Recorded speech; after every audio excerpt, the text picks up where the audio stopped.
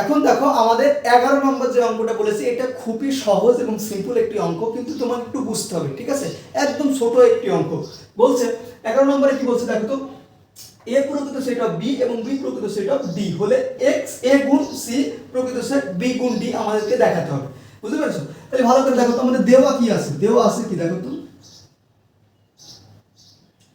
আমাদের দেওয়া আছে এ প্রকৃত সেট অফ বি, আবার বি প্রকৃত সেট অফ ডি, এটা দেওয়া আছে না? এখন আমাদের এইটা দেখানোর কথা বলছি, তাই না? তাহলে আমরা সিমিলার ভাবে আবার ধরি, হ্যাঁ ধরে নিয়ে আমরা করতে হবে, ঠিক আছে? এখানে ধরি যে এক্স আর ওয়াই, এক্স ওয়াই এলিমেন্ট এ গুণ সি, আমাদের যেহেতু এটা কি করতে হবে, প্রমাণ করতে হবে।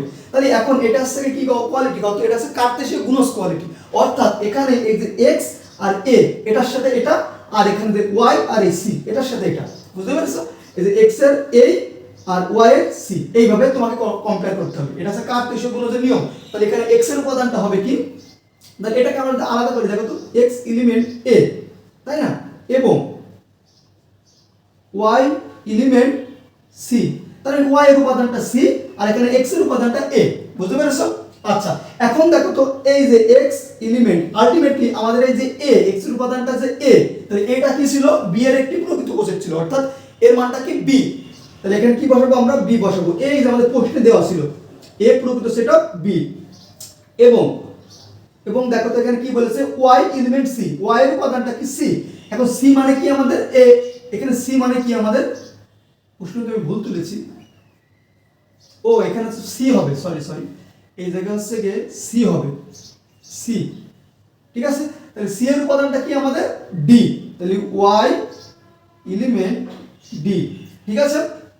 ব্যাস, তাহলে এক্স এর উপাদানটা পেলাম আমরা বি, ওয়াই এর উপাদানটা পেলাম কি আমরা ডি, ঠিক আছে? প্রশ্নে হালকা একটু ভুল ছিল।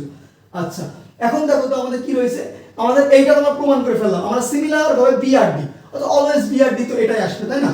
যে অতএব তুমি যদি আবার করো যে এক্স ওয়াই এলিমেন্ট এর কি করবা, বি গুণ ডি করবা, তাই না, বি গুণ ডি, ঠিক আছে? তাহলে দেখো তো এগুলো তুমি যদি আলাদা করো, এটার সাথে এটা, এটার সাথে এটা, আলটিমেটলি আমাদের এইটা আর এটা কি সিমিলার হচ্ছে না? তাহলে আমরা অতএব লিখতে পারি যে অতএব এ গুণ সি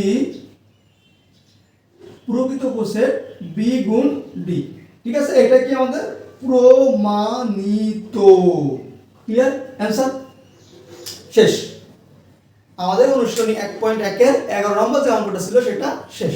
তো এখন আমরা অনুশীলনী 1.1 এর 12 নম্বর এবং 13 নম্বর অঙ্কটা সলভ করব। তো 12 আর 13 নম্বর অঙ্ক খুবই সহজ অঙ্ক, ঠিক আছে? তুই ভালো করে দেখো তো। আচ্ছা আমি প্রথমে তো এগুলো মুছে দিই। আচ্ছা এই মুছে দিলাম, মুছে দেওয়ার পরে আমাদের এ কি বলছে, 12 নম্বর কোশ্চেন না, হ্যাঁ, এ বলছে যে 1 2 3 dot dot dot dot A, তাহলে এন মানে কি আমাদের স্বাভাবিক সংখ্যা।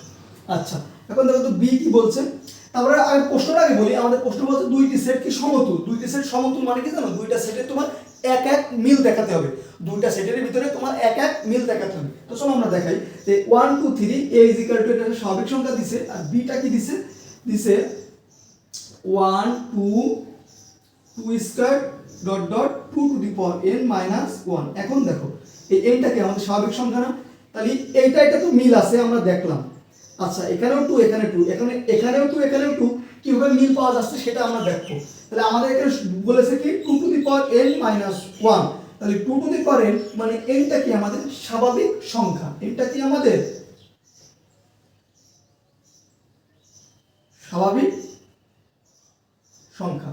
তাহলে এখন 2 এর উপর কি বসাবো আমি, 2 to the power n, n মানে কত 2 নিচ্ছি আমরা, 2 মাইনাস 1, তাহলে এখানে আলটিমেটলি কত আসবে 1, তাহলে 2 এর মাথার উপর 1 মানে 2, তাই না? তাহলে এই যে 2 মিল হয়ে গেল। ক্লিয়ার? আমরা মিল করতে পারলাম। আর এখানে 3 বলছে আর এখানে 2 স্কয়ার বলছে, তাহলে উপরে 3 আর নিচে 2 স্কয়ার কিভাবে হচ্ছে, এখন আমরা এটা মিল করব। তো চলো দেখি সেটা বলছে।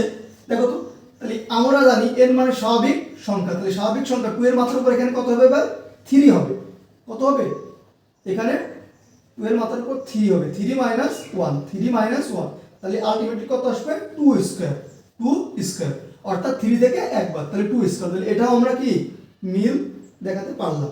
এখন আমি যদি এখানে 4 দিতাম, এখানে কত দিতাম, স্বাভাবিক সংখ্যা n, এখানে 4 দিতাম, তাহলে এখানে 2 এর উপর কি আসতো, 3 আসতো। এখানে যদি 5 দিতাম তাহলে কত আসতো 4 আসতো। এটা বোঝাতে পারলাম। এই ছিল আমাদের 12 নম্বর অঙ্ক। এবং এটা বলেছে দুইটা সেটের কি সমতুল সেট। তাহলে সমতুল মানে কি দুইটা সেটে আমরা সমান এটা দেখাতে পেরেছি। এখন আমরা 13 নম্বর অঙ্কটা করব। কত করব এখন 13 নম্বর অঙ্কটা আমরা করব। দেখো 13 নম্বর অঙ্কটা বলছে দেখাও যে স্বাভাবিক সংখ্যা সময়ের বর্গের সেট 1 2 1 4 9 16 25 আর কত 36। এখন আমরা এটা দেখাবো। এখন দেখো তো কি বলছে। তাহলে আমরা এইটা কিভাবে সাজানো হয়েছে। এই যে 1 তাই না, 2 এর উপর স্কয়ার করলে আমরা কত জানি 4 হয়।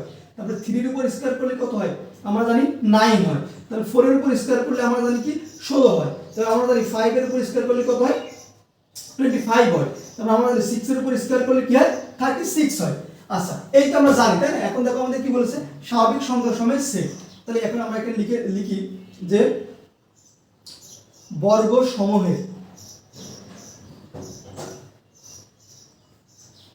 সমূহের সেট কি আমরা s কি দেখতে পাচ্ছি বর্গ সমূহের সেট। এরা এই সেটটা কি বলেছে অনন্ত সেট। মানে কি অনন্ত সেট বলতে বোঝায় অসীম সেট। অলওয়েজ এটা অসীম সেটই হবে। এখন ভালো করে দেখুন। এখন আমরা সুন্দর মতো এদের ভিতরে একটু মিল দেখাই। হ্যাঁ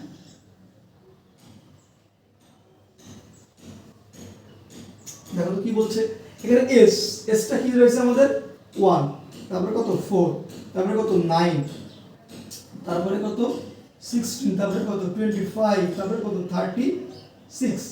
ঠিক আছে। আচ্ছা স্বাভাবিক সংখ্যার সেট। তাহলে এখানে আমরা লিখলাম যে স্বাভাবিক সংখ্যার সেট। তাহলে স্বাভাবিক সংখ্যার সেট n তাই না। তাহলে n ইকুয়ালটা দেখো আমরা কি পাচ্ছি। তাহলে তুমি জানো 1 2 3 4 5 6 তাই না। এই যে এদের ভিতরে একটা মিল আছে না, এদের ভিতরে কি আছে মিল আছে না। 2 এর স্কয়ার করলে কি হয় 4 হয়, 3 এর স্কয়ার করলে কি হয় 9 হয়, 4 এর স্কয়ার করলে কত হয় 16 হয়, 5 এর স্কয়ার করলে কত হয় 25 হয়, 6 এর স্কয়ার করলে কি হয় 36 হয়। এইটাই তোমার দেখানোর কথা বলেছে। কি বলেছে এখানে বলছে অনন্ত সেট। তাই এটা কি অসীম পর্যন্ত চলবে না। তুমি এই যে স্বাভাবিক সংখ্যা n এটা কি তুমি শেষ করতে পারবা গুণে পারবা না। তাহলে অবশ্যই এটা কি হবে অনন্ত সেট হবে। আর s এর উপাদান কি তুমি এই যে s এর উপাদানটা কি তুমি কি শেষ করতে পারবা গণনা করে শেষ করা কি সম্ভব। s এর উপাদান সম্ভব নয়, n এর উপাদানও কি সম্ভব না। তাহলে এটা অলওয়েজ কি এটা আমাদের অনন্ত সেট তাই না। এই ছিল আমাদের নিয়ম। এই ছিল আমাদের 12 আর কি 13 নম্বর অঙ্ক।